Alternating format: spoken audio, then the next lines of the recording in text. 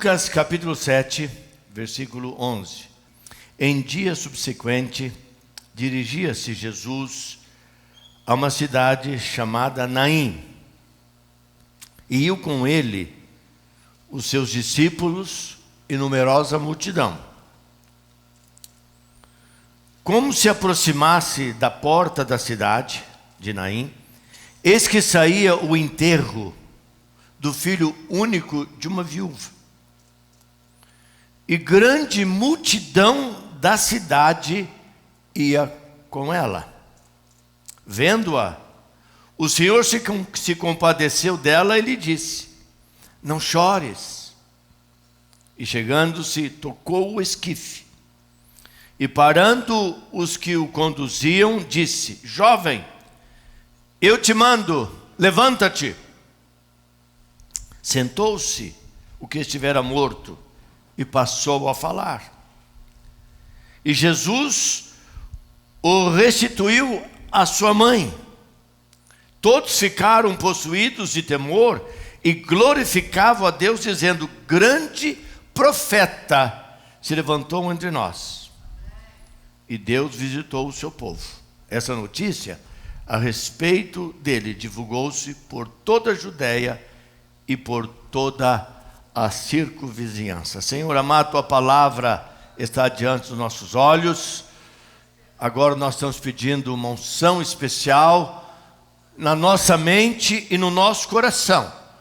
E pedimos a Ti, Espírito Santo, Tu que tocas e moves de maneira poderosa, gloriosa, faça isso na nossa vida. Traga toda a mente dispersa, cativa a Tua palavra nesse momento, Senhor amado, e ministra o nosso coração, porque é pelo ouvir e ouvir da palavra de Deus que o milagre chega até nós. É o que nós pedimos agora, por aqueles que aqui estão, Senhor, por aqueles que estão nos vendo pelo YouTube ou pelo Facebook. Nós oramos por cada um e ministra o nosso coração em nome de Jesus. Amém e amém. Quero falar nesta manhã sobre compaixão, um gesto abençoador. Compaixão, um gesto abençoador.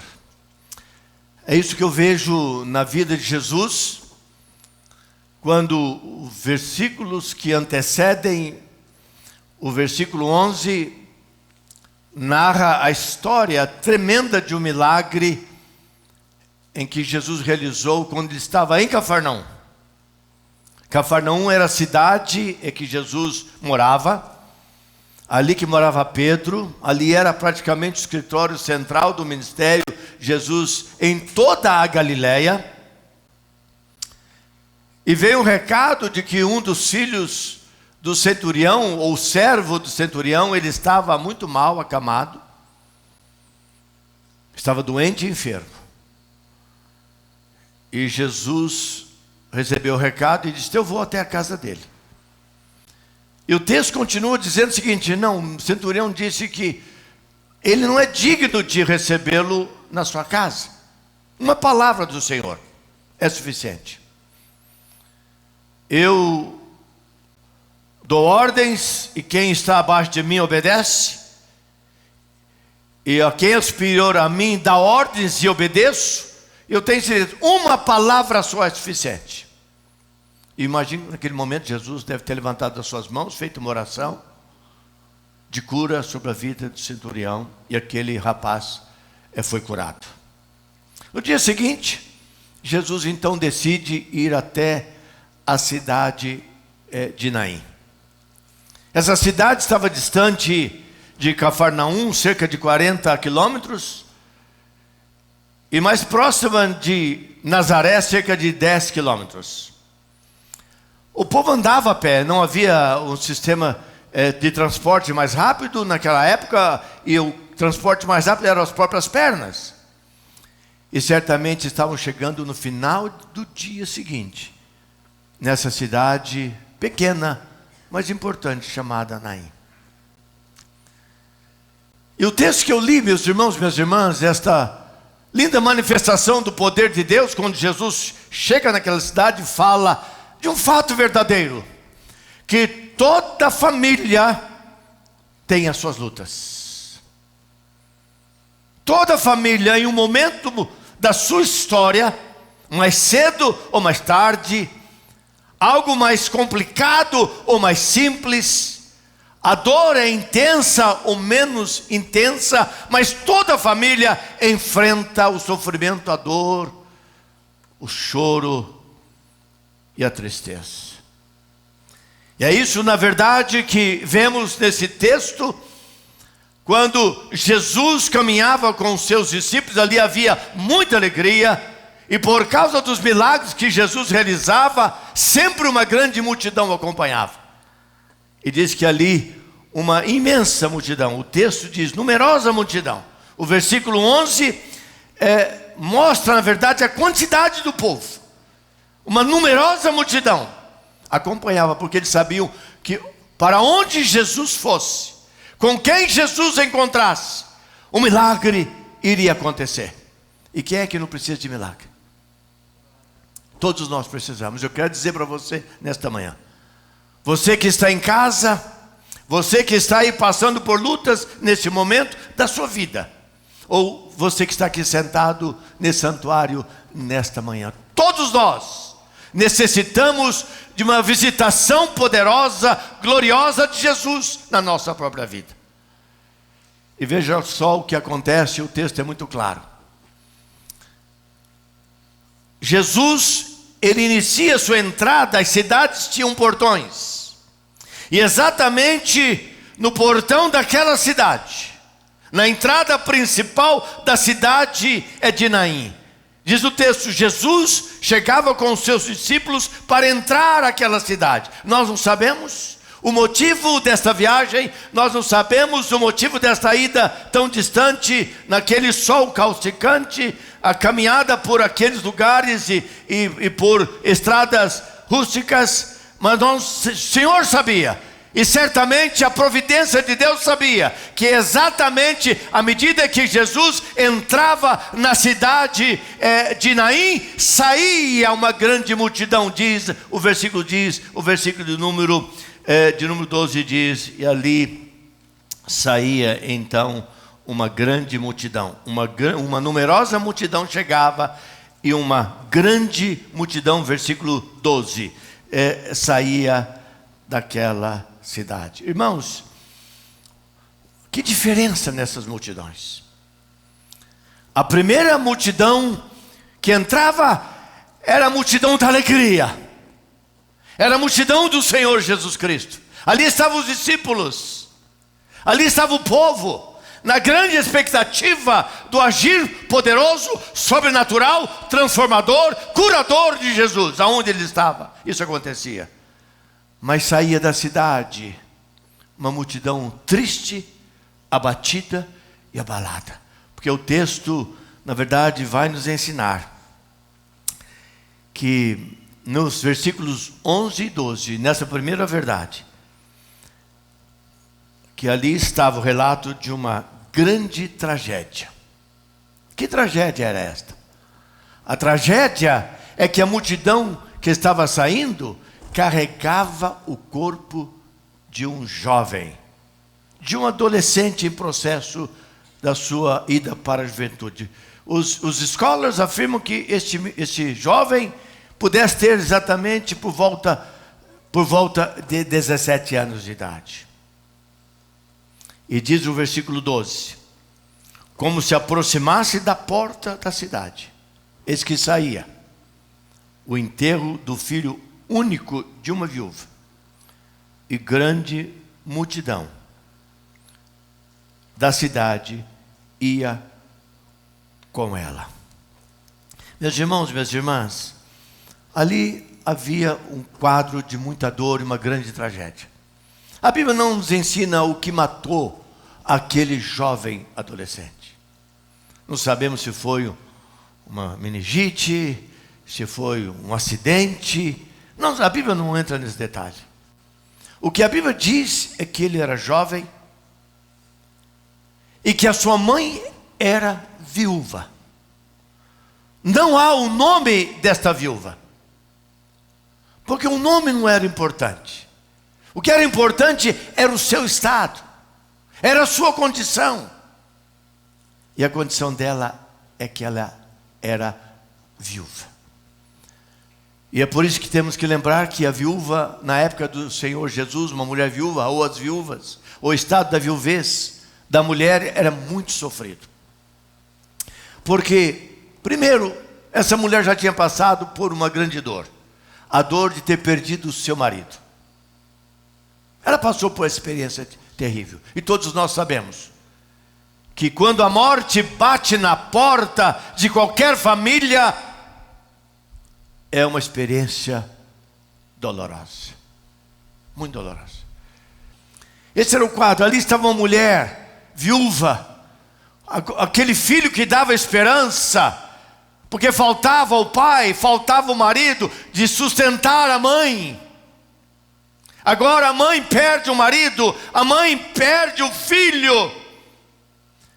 E o que estava na sua mente e no seu coração era uma tristeza enorme, era um vácuo, um vazio. A esperança desapareceu na mente e no coração daquela mãe.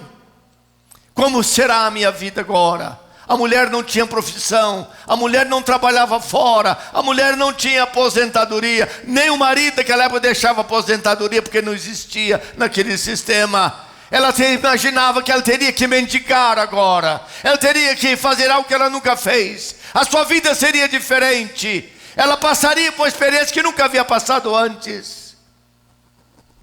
E o texto é tão maravilhoso, meus irmãos, minhas irmãs, que nesse exato momento, nesse quadro da tragédia, nesse momento terrível do sofrimento, que ela saía da cidade, quem entrava? Jesus entrava. Jesus chegou.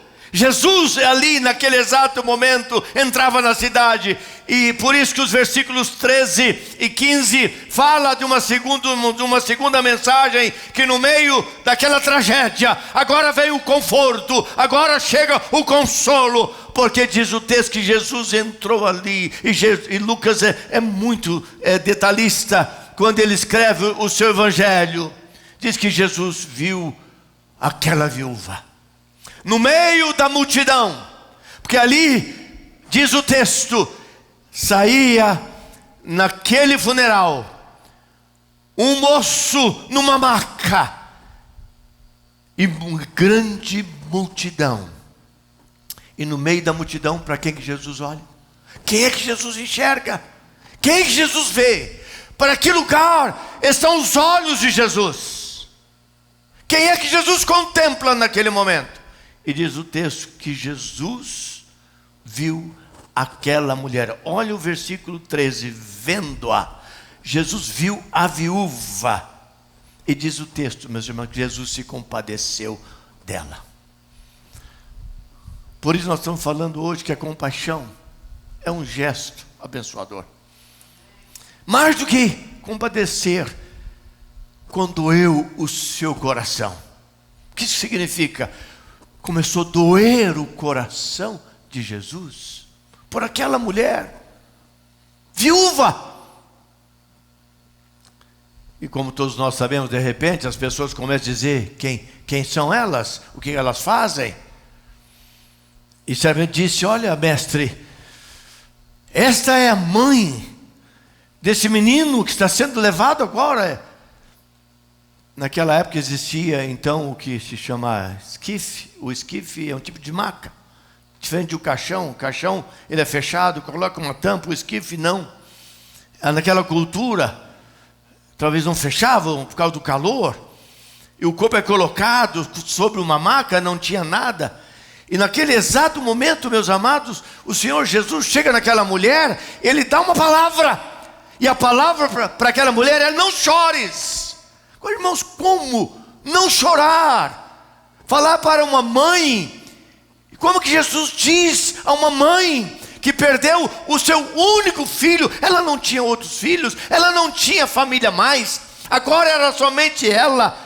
E dizer: não chores, porque o natural no momento de morte é chorar. O momento de morte é momento de choro. E nós pastores entendemos isso muito bem. Quando morre Alguém da igreja falece, alguém muito íntimo ligado a nós, uma ovelha querida que nós acompanhamos, nós cuidamos, nós ajudamos, fortalecemos. Quantas vezes, irmãos e irmãs, e esse momento difícil para nós, é impossível não chorar. Nós nos identificamos com os familiares, se é casado, com o cônjuge que fica, com os filhos que ficam ali. O nosso coração dói juntamente com aquela família. Mas irmãos e irmãs, Jesus disse àquela mulher: não chores. Será que Jesus esperasse, ou esperava que ela estaria rindo, se alegrando? No funeral, como eu disse, se chora. No casamento, se faz festa, se ri. Esse é o ambiente de alegria, mas não um ambiente de morte. Mas Jesus diz no versículo 13: não chores. Irmãos, quando pensamos sobre isso, temos que entender quem Jesus é. É fácil entender Jesus dizer àquela mulher: não chores, quando nós conhecemos quem Jesus é. Jesus, naquele exato momento, ele sabia que aquele filho seria ressuscitado. Naquele exato momento, Jesus sabia que aquela mulher, ela iria sorrir, a alegria voltaria no seu rosto, o seu coração seria transformado. Jesus viu a sua angústia, o seu pesadelo, a vida difícil que ela iria levar, e Jesus disse para ela: não chores. E estava pensando: você vai ver o que vai acontecer aqui. Meus irmãos, minhas irmãs, aonde Jesus está, onde Jesus passa, tudo muda. Se ganha, diga amém. Não há razão para continuar do mesmo jeito, e nada vai continuar do mesmo jeito, porque Ele é poderoso para transformar todas as coisas. E por isso que Hebreus, no capítulo 4, eu quero ler esse texto, versículo 16, nós lemos o seguinte: acheguemo-nos, portanto, confiadamente junto ao trono da graça, a fim de recebermos misericórdia e acharmos graça, bondade para socorro e ocasião que oportuna. É isso que o Evangelho nos ensina. Irmãos, esta é a base da nossa fé, essa é a razão da nossa caminhada cristã, essa é a razão porque nós adoramos aquele que vive. Jesus vive, está conosco, está no nosso meio nesta manhã para tocar de maneira poderosa a sua vida. Quem sabe você entrou aqui nesta manhã triste, você está passando por uma luta muito grande. Quem sabe alguém da sua família está numa cama, quem sabe alguma coisa terrível acontecendo na sua vida e você está abalado. Eu quero dizer que há uma promessa para a sua vida: não chores, comece a celebrar a vitória.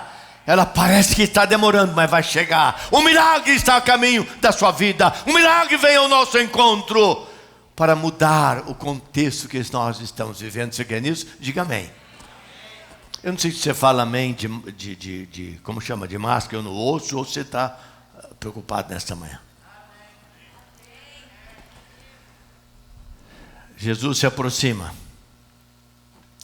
Ele diz para aquela mãe: não chores. O que Jesus faz, irmão? Jesus se aproxima do esquife, aonde estava aquele corpo daquele jovem, e ele toca. O judeu não pode tocar em morto. Tocar num morto é se tornar imundo. Teria que ir diante do sacerdote e fazer a purificação. Mas Jesus, Ele toca no morto.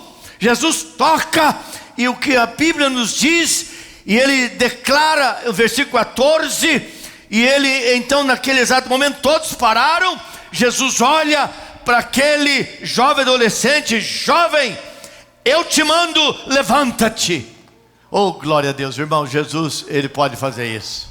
Ele quebra com todos os princípios da religiosidade. Ele muda, na verdade, toda a liturgia. Ele faz uma confusão inteira no bom sentido. Ele muda os caminhos de todos. E aquela multidão que estava vendo mais um milagre, queria ver mais um milagre, ver aquilo tudo, e aqueles todos tristes carregando, e aquelas mulheres contratadas para poder chorar, porque naquela época contratava pessoas profissionais para chorar.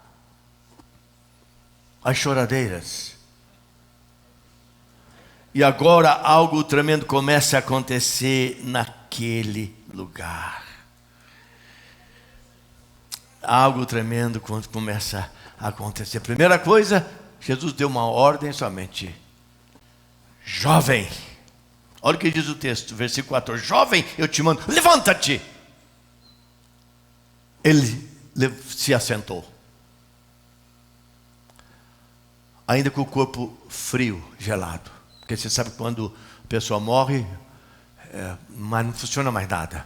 Ela vai ficando fria. Ele se sentou. E para provar que ele estava vivo agora, que houve um milagre da ressurreição, ele começou a falar. Irmãos, sabe como eu gostaria que tivesse um celular naquela época para gravar as palavras desse menino? Eu acho que ele ia descrever como é o céu, que ele voltou do céu, porque ele estava morto. E nós sabemos que o crente, quando morre, vai para o céu. Se é crente, é de Jesus, não é apenas religioso, é de Jesus, ele vai para o céu. Como vai para o céu um dia, nós vamos morar. Você acredita? Diga amém. Eu imagino que ele descreveu, falou, mestre, estava tão bom lá. Eu estava vendo Abraão, eu estava vendo os grandes profetas. É maravilhoso, os anjos cantam como ninguém. Que lugar maravilhoso é o céu, Senhor, Mãe, o céu é maravilhoso.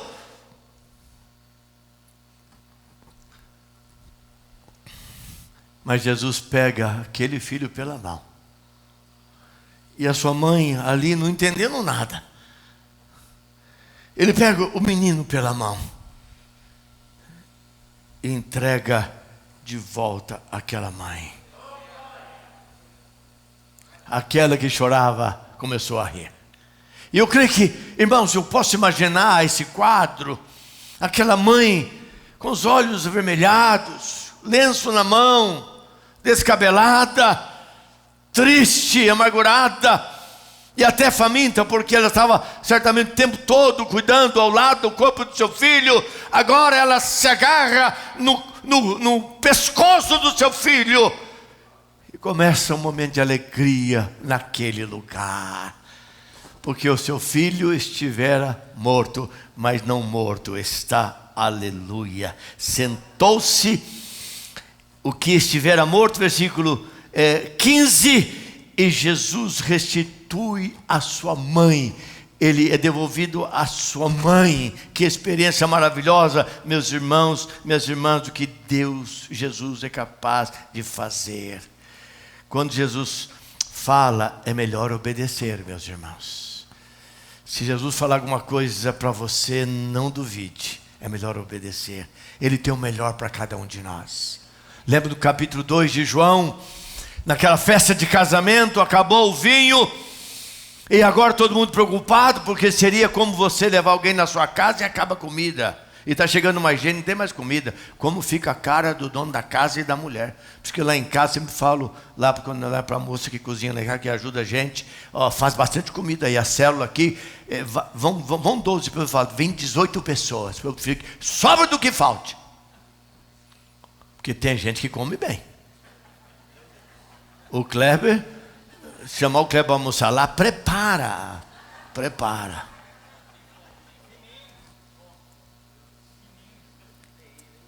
Que momento extraordinário, irmãos. E Maria disse para os seus, todos estavam ali, olha, fazei tudo o que ele vos disser. Maria sabia disso, fazei tudo o que ele pedir. Porque Jesus sabe o que faz. Irmãos, e o que ele quer fazer é o melhor para nós. Diga amém. Ele quer fazer o melhor para você, para sua casa, para sua família, para a realidade da sua família. Ele quer fazer o melhor para você. Ele quer fazer algo maravilhoso, grandioso na vida de cada um de nós. Aleluia. Mas, irmãos, não só esse texto fala de uma tragédia, como nós já vimos. Não só fala desse tremendo conforto que nós temos em Jesus Cristo, que é uma coisa maravilhosa. Irmãos, vocês sabem que Jesus é Deus. Jesus é diferente. Aquele era um filho único. Jesus não pode ser... Nós não podemos dizer que Jesus é um filho único, porque Jesus sempre esteve. Ele é parte do Pai. Na Trindade eles são os mesmos, mas com funções distintas. O Pai é o Criador, o Filho Redentor, o Espírito Santo Consolador, mas na essência, eles são os mesmos. O Pai é Filho, o Filho é Pai, o Pai é Filho e Espírito Santo, o Espírito Santo é Filho e é Pai.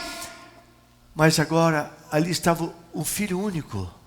Mas na promessa para Israel, Deus mandaria o seu Filho unigênito, que é o próprio Deus, para mudar a história de todos nós. E daí a terceira e última lição, e com ela eu quero encerrar. Os resultados do poder de Jesus na nossa vida, versículos 16 e 17. O que aconteceu, irmãos? Duas multidões. A multidão seguia Jesus, é a multidão que veio para aquele funeral. E agora todos estão ali na entrada da cidade. E mandaram o recado: pode fechar o cemitério, que não vai ter mais sepultamento de ninguém. Aquele que estava morto está vivo. Vocês imaginem, meus irmãos, minhas irmãs, o que aconteceu nessa pequena cidade de Naim? Quais foram as consequências? Irmãos, a primeira consequência é que onde Jesus está, há grandes manifestações do poder dele. Se crê nisso, diga amém. Então diga assim: aonde Jesus está, a manifestação de grande poder.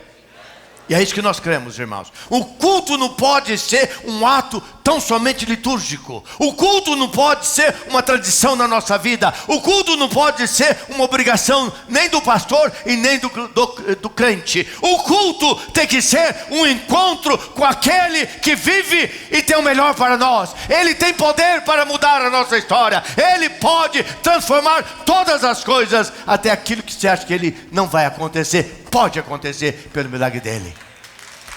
É isso que nós cremos. É isso que a palavra de Deus nos ensina. E diz o texto então, versículo 17: todos ficaram o quê? Possuídos de temor. Muitos nunca podiam imaginar. Algo diferente está acontecendo aqui. Este homem é diferente. O que ele fez aqui nós nunca vimos na nossa história até hoje. Em segundo lugar, começaram a glorificar a Deus. Irmãos, eu imagino uma reunião pentecostal. Todos começaram ao mesmo tempo a adorar a Deus. Levantaram as suas mãos, abriram as suas bocas, moviam os seus lábios, e adoração àquele que vive, àquele que reina, àquele que é eterno, Jesus Cristo, o nosso pastor, aquele que cuida de nós. Eu posso imaginar um tempo de adoração, que diz o texto: e todos começaram, olha o que diz o versículo, e glorificavam. Eles ficaram possuídos de temor, e temor é uma palavra muito próximo de medo, mas também de confiança, de que algo é tremendo, é maravilhoso, foge da capacidade humana. E diz o versículo: e glorificavam a Deus, dizendo: grande profeta se levantou entre nós, e Deus visitou o seu povo. Esse povo, essas pessoas, irmãos, não sabiam quem Jesus era. Agora a mente daquele povo foi para Elias. Elias foi um grande profeta. Veio para Eliseu, foi até Eliseu. Eliseu foi um profeta 2 vezes mais poderoso do que Elias, porque ele recebeu um manto, uma porção dobrada do poder de Deus na vida dele. Ele pediu, quando Elias perguntou, ele era Eliseu era discípulo de Elias. Elias discipulava Eliseu, e não antes da morte ele falou: o que você quer? Eu quero uma porção dobrada do poder de Deus. E ele deu essa porção dobrada. Elias fez 7 milagres, Eliseu fez 14 milagres no seu ministério. Eles falavam o que eles sabiam, irmãos. A gente só pode falar o que nós sabemos. Eu só posso medir o tamanho do céu pela minha fé em Deus. Eu só posso falar de Jesus pela minha experiência que eu tenho com Ele, quem Ele é, o que Ele pode fazer. Se eu não tenho experiência nenhuma, eu não posso falar nada do milagre, porque eu não tenho experiência nenhuma com Ele.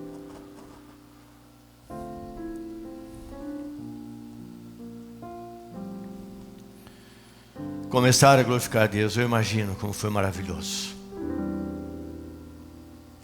Como não sabiam quem Jesus era. Eles não sabiam que Jesus é Deus. Ele era Deus antes do seu nascimento. Então eles pensaram nesses profetas.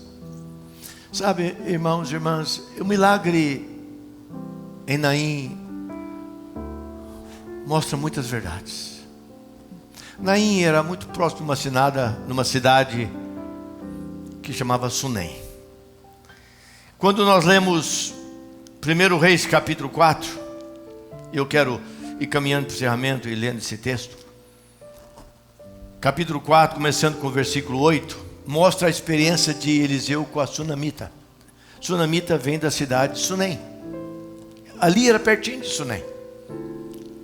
Há 900 anos antes da experiência de Naim, Eliseu realizou um grande milagre na cidade de Sunem, com esta mulher, que era uma mulher rica, tinha uma casa maravilhosa, era uma mulher temente a Deus, e ela viu o profeta passar sempre ali, e ela combinou com o marido: vamos oferecer uma comida para esse homem. A gente viu, esse homem é bom. Irmãos, as pessoas nos conhecem pelo olhar. Essa pessoa é boa. Eles ficaram encantados com este homem, Eliseu. E depois, todas as vezes que ele passava, ele comia.